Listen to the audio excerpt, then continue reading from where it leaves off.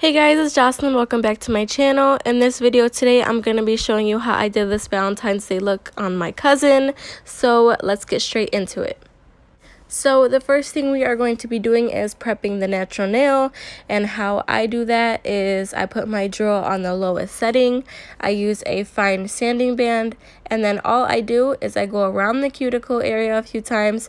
I go over the whole nail just to get rid of any shine and oils that are on the nails, because if you skip this step and just started putting on the tips, it would not have good adhesion or last, and obviously that's what you want your sets to have.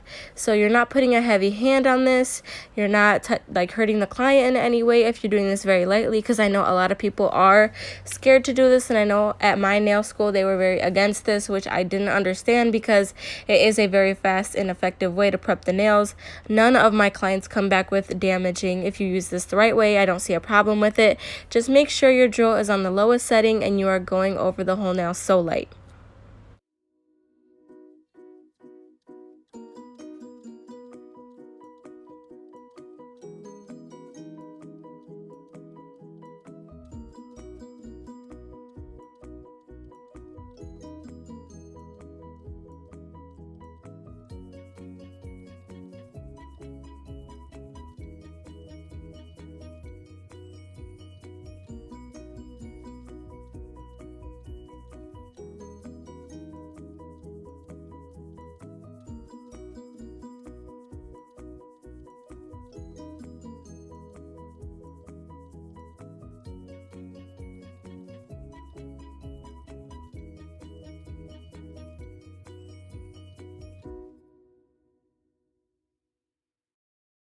So now I'm going in with my cuticle ball bit, and I'm very lightly going over the cuticles, and it is taking away a lot of the dead skin and shine that is left over on there. This is a great way to prep and a good extra step that you could take if you want to ensure your acrylics will last.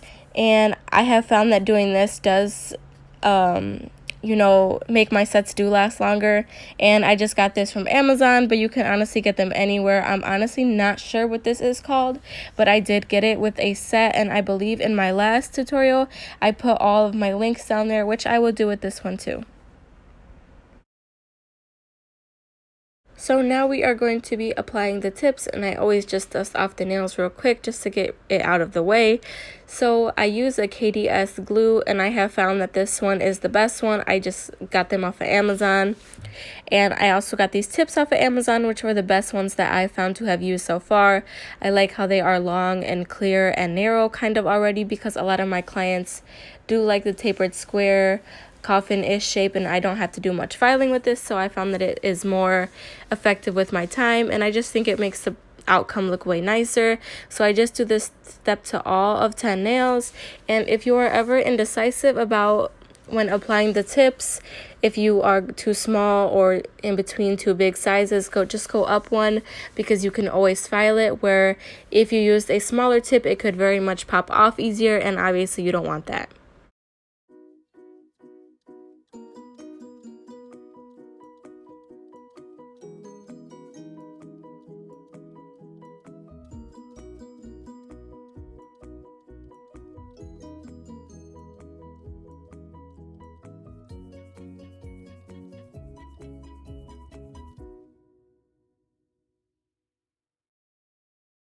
So now what we're going to do is we are going to measure and cut how the client wants the nails.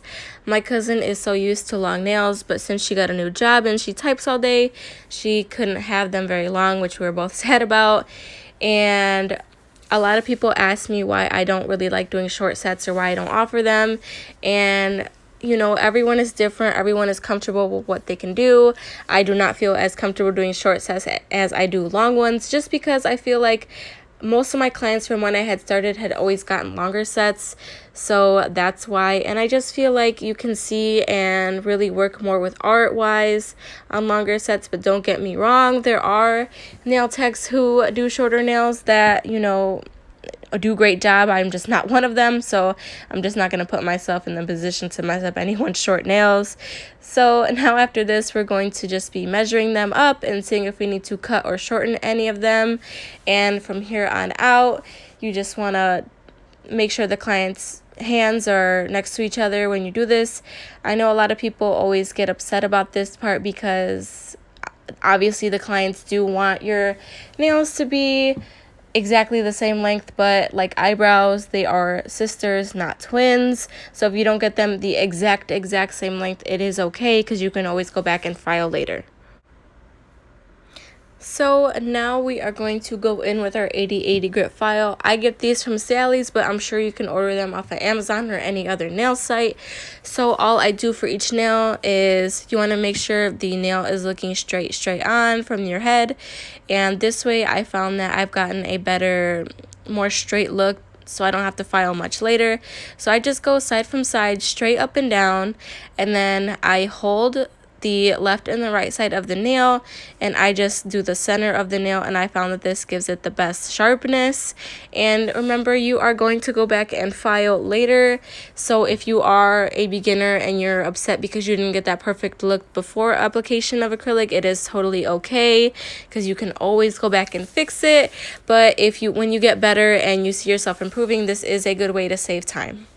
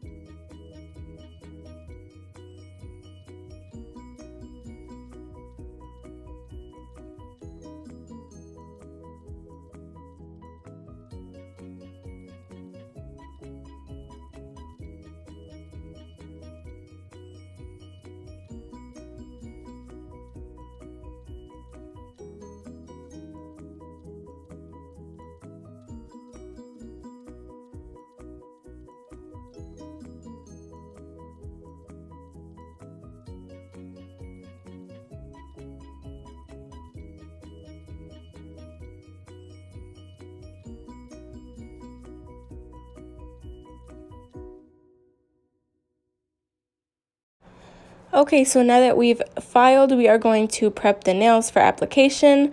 I use Gelish, and I have found that this one gives me great adhesion for priming the nails. And now I'm going in with my Mia Secret primer, and I just do this on all 10 fingers until I see that it has coated the nail completely. Now you can spend a lot of time on this, brushing it perfectly neat, but honestly you don't need to, because it does spread, and I did not know this at first. I was taking an extra 2 minutes to do this, and it's just a waste of time. So now I'm going in with my number 14 Sugar Ink Cream brush. When you are starting out, you can use the number 8 brush. I found that this is the best way possible. And now I'm just going over and showing you the acrylics that I'm using in case you want to go back and look on the ones that I use specifically for this set. The other one that was like the cute little fancy container looking, that one I got from Secret Nail Affair. She has great acrylics and acrylic glitters, and I just used those for this set because I thought it would be a good mix. Now, there are so many ways to apply acrylic, and don't let anyone tell you that there's a right way or a wrong way, because in the end, you're just going to find out that there is a way that's specific to you that only you like, and that is completely okay. You do not need to try to get your acrylic in one bead and with all this pressure from everyone or other texts telling you that it's a right way and a wrong way, because it's not. I personally just use as many beads as it needs to be until I see that I have a good apex and I feel like the nail is strong enough for the length. And with time you will see and you will know how much acrylic you will need and how much it will be strong. So I only honestly use a few beads per nail, and that is only because this brush does hold more, a number 14, but if you are just beginning and using a number 8 brush, you will probably need a few more beads, and that is definitely okay. Don't be afraid to take your time. Don't be afraid to try out a few beads on this nail and then maybe do a few more beads on another nail. Just honestly do what you think it looks best to you, for one, and don't really give in to the hype of the one bead method, because I personally feel like no matter what, you cannot get a perfect nail with one bead, because you can't build up your apex with that. You can't build up the end of the nail if you take off too much acrylic.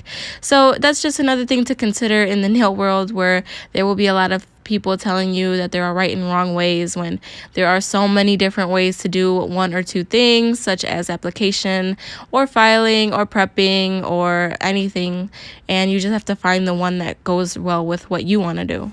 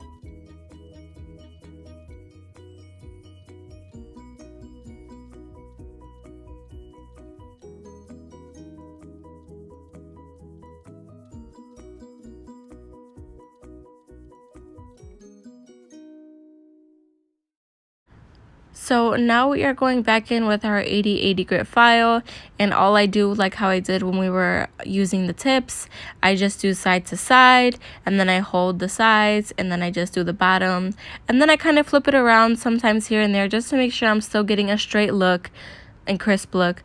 And I just do that to all 10 fingers till I'm done, and then once I'm done, I just really look at them again and make sure that they're not crooked or slanted or have an angle. And that is personally how I feel like you'll get the best crisp shape, is when you are filing. Really hold the nail super tight and straight.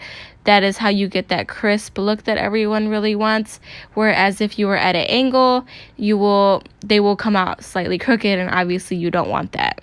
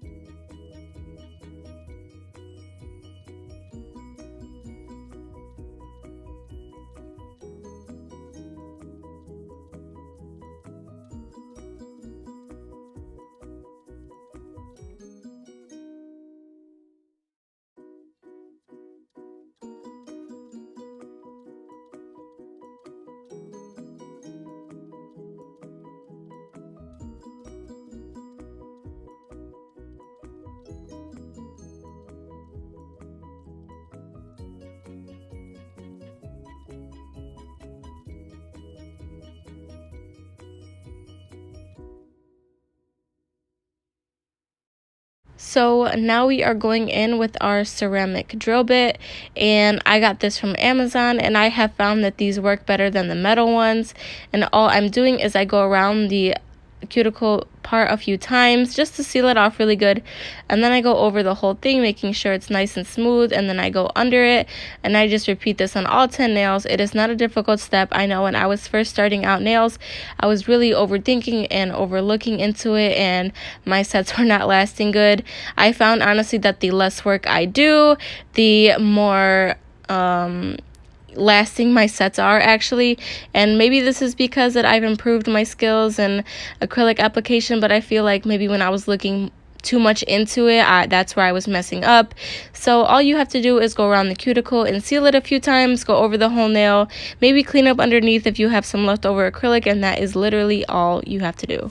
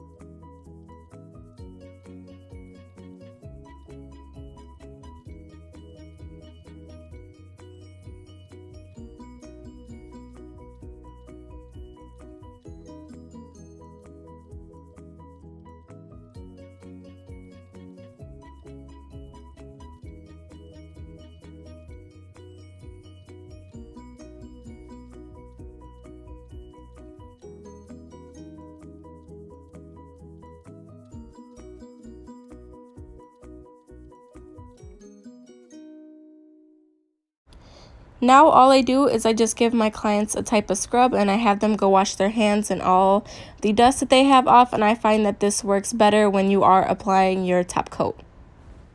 So now I'm using my Zule's nail bling adhesive, and I'm going to be putting on a heart-shaped rhinestone.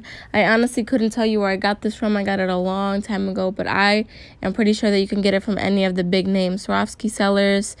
And I just use the end of the wax pen to set it where I want to. Now, a lot of big name brands will sell wax pens for $25, and I think that is ridiculous because you can get the same quality pen from Amazon for about $7. So don't waste too much of your money on that. Sometimes the big name brands isn't always better. And all I just do for this is I set it where it needs to go, and it stays. It dries really quickly, and this is one of my favorite nail brands to use.